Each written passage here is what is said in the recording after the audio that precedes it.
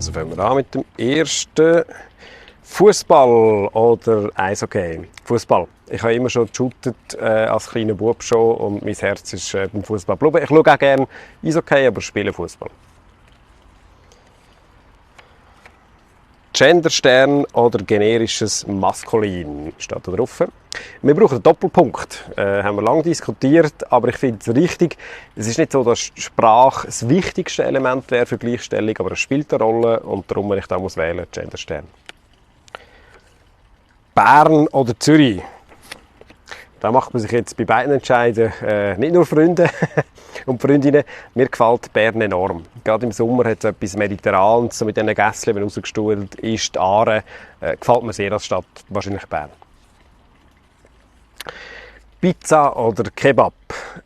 Als halber Italiener, Pizza ist klar. Da bleibt nicht so viel zu wünschen übrig. Migros oder Coop? Das ist lustig. Ich bin ein Coop-Kind in der Schweiz, wirklich mit Coop aufgewachsen. Meine Mutter immer mit mir in Coop einkaufen. Meine Partnerin, meine Frau, ist ein Migros-Kind und hat mich inzwischen fast konvertiert. Eigentlich gehen wir zu mehr Migros. Freibad oder See? Badi oder See? See. Keine Diskussion. Ich liebe See, sogar lieber als Meer eigentlich, muss ich sagen. Wir sind viel in Tenwil, im Arbeiterstrandbad. Das gefällt mir extrem. Veggie oder Carnivore? Ich esse Fleisch, ich sage aber immer, ich diskutiere nicht gerne mit Vegetarierinnen und Vegetariern, weil sie am Ende dummerweise recht haben. Es ist relativ schwierig zu verteidigen, aber ich esse Fleisch. Tempo 50 oder Tempo 30? Dezidiert Tempo 30. Ich meinte, es gibt keinen Grund, zum innerorts zumindest 50 fahren.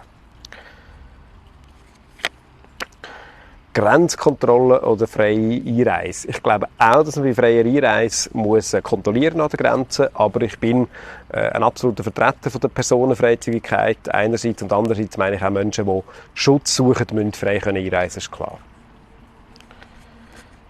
Asylcontainer oder Zivilschutzanlage? Definitiv die Container, die der Bundesrat eigentlich vorgesehen hat. Das ist viel eine würdigere Art von der Unterbringung. Man kann von Familien nicht verlangen, zum Beispiel, dass sie lange in einer Zivilschutzanlage sind. Da sind die Container, die angedenkt sind, sicher die bessere Lösung.